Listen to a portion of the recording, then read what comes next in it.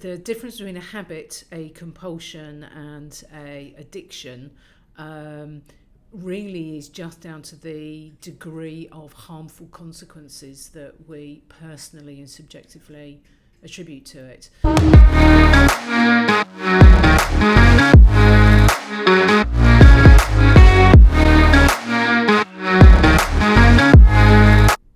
A brilliant book if you haven't read it, Thinking Fast and Slow, Daniel Kahneman. But there's been so much research now, particularly in the kind of marketing world, in terms of, based on the fact that people make decisions based on emotions and how they feel right now. Yeah. Which is why we are so easily influenced to go out and buy that product, even though we didn't think we were even thinking about it. We are emotional beings. Our limbic system is 40 times stronger in terms of its capacity for making decisions than our neocortex. Yeah, we tend to think that we operate from our thinking brain, from our neocortex, but research after research after research shows us that the vast majority of decisions that we make actually reside in the limbic system, and that's not even getting back to the amygdala brainstem, which is where a lot of addiction resides.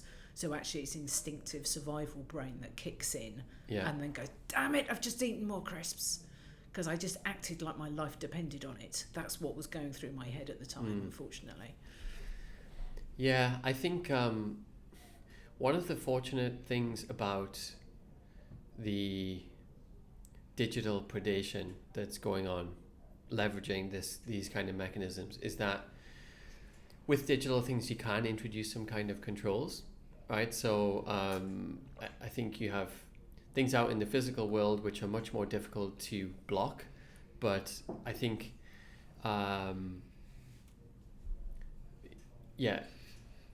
of the promising things is that I think we're working on technology, and hopefully other people will work on other technology that helps people take control of their digital lives, because you essentially have armies of engineers, and I would say, and also software engineers and also food scientists, just maximally exploiting the mechanisms that you're talking about at the moment, and it's just totally rampant. Probably, like, I have the feeling we're maybe 5 to 10 years away from the peak, the absolute peak.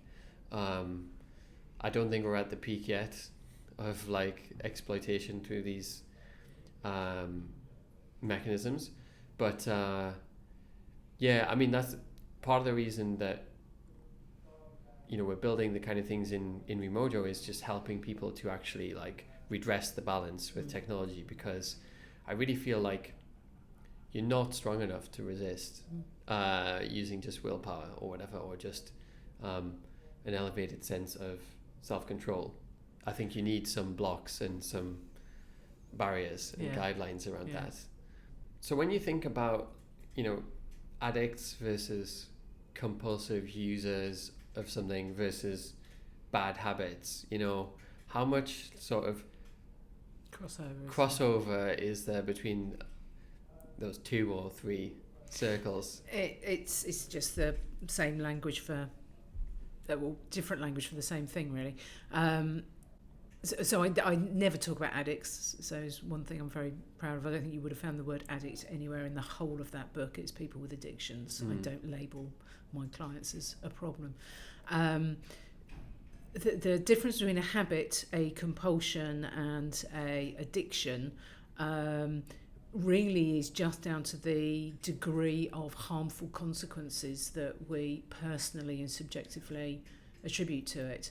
So, for example, as we take gambling, so another behavioural addiction, if I'm incredibly wealthy, got tons of money, and I gamble 3 or 4 times a day, lose a few £100, £1,000, I'm just going to call it a habit because I can afford it.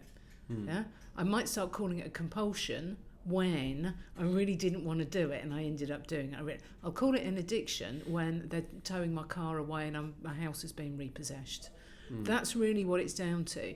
In terms of the kind of science behind it, generally Generally, we don't use the word compulsion when you get a positive response from something. So something like OCD, obsessive compulsive disorder, compulsive hand washing, compulsive checking, those kinds of compulsive behaviours don't give you a buzz. You do it to alleviate a negative, you don't actually get a high. So generally we don't use the word compulsion around this, or compulsive behaviour. But a compulsive behaviour is an ingrained habit. But yeah, it's all just to do with harmful consequences. That's the only distinction. There may be difference in the dopaminergic pathways in the brain. Maybe, I have no idea. We know that dopamine is involved in addictions for sure, but we also know that dopamine's involved in habits and any kind of behaviour change. Yeah, it's all about the reward system. So you get a positive reward every time you have a lemon tea. And it becomes a habit because you enjoy it. It's all about dopamine. It's the same thing.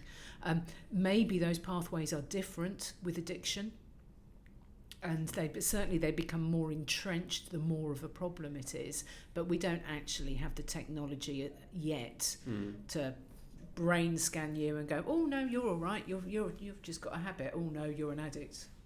So yeah, the answer is, how do you subjectively experience it?